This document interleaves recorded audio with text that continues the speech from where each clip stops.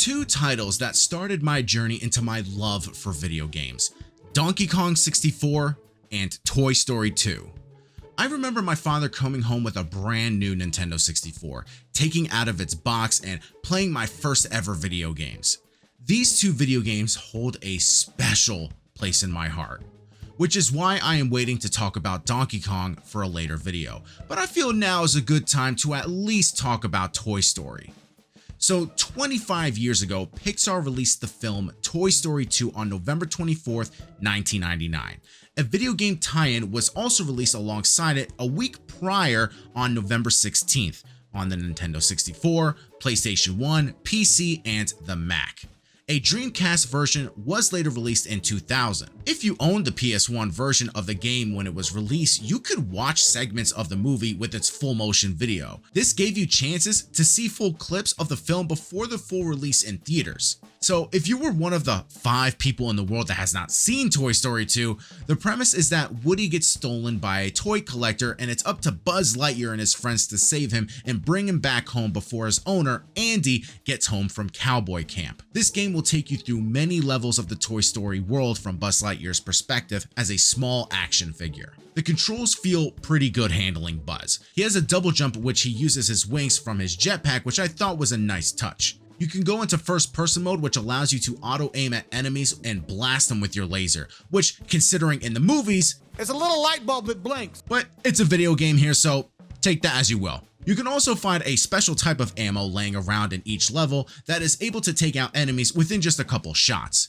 With your regular ammo, you can also press and hold the attack button for a stronger blast.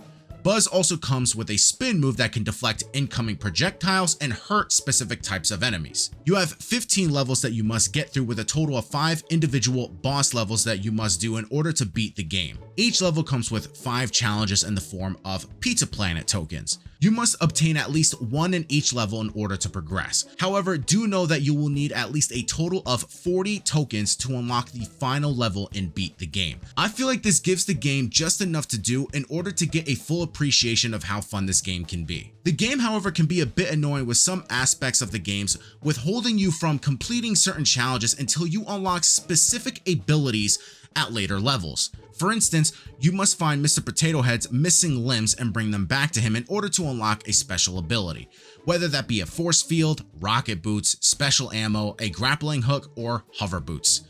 One level, I was going through hoops to find this deadbeat mother's children scattered throughout the level until I found out that I can't get one of them until I unlock the hover boots at a later level. The game, however, is very simple with its challenges though. It's all very much the same each time. You get 50 coins, you find 5 missing toys and bring them back, a time trial or race, defeat the special boss of that level, and then a hard to reach token or puzzle. This game was made for literal children, so I get the simplicity. Even as an adult, I can still go back to this game with fond memories and have some fun. I did originally play this game on the Nintendo 64 and had every intention on reviewing it for that console until the game kept freezing on me. What I will say is that there are very minor differences with these two versions. The biggest one being that the cutscenes on the N64 version are replaced with still shots versus the full motion video of the PlayStation 1. I don't mind the still shots because if I really just wanted to watch the movie, I'll put on the movie. The screen when you end the level gets rid of the icons for each token. I get that the N64 ports of these games had to find ways to make space, but this one for me was just a bit of an odd omission, because at least on the PlayStation 1, you know which tokens you unlocked. If you were to go back to any of the older levels on the N64, it doesn't tell you that, you simply just have to guess. And I am not sure if it was just me, but the frame rate for the N64 port just felt lower in comparison to the PlayStation 1 version.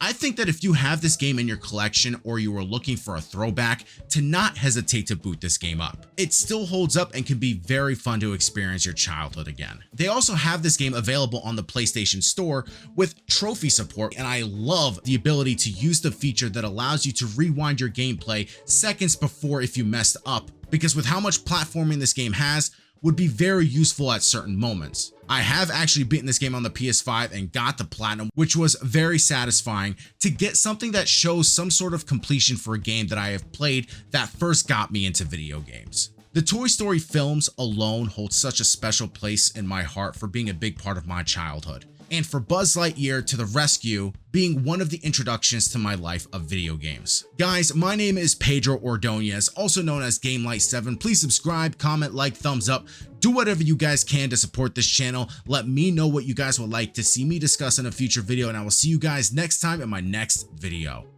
Peace out.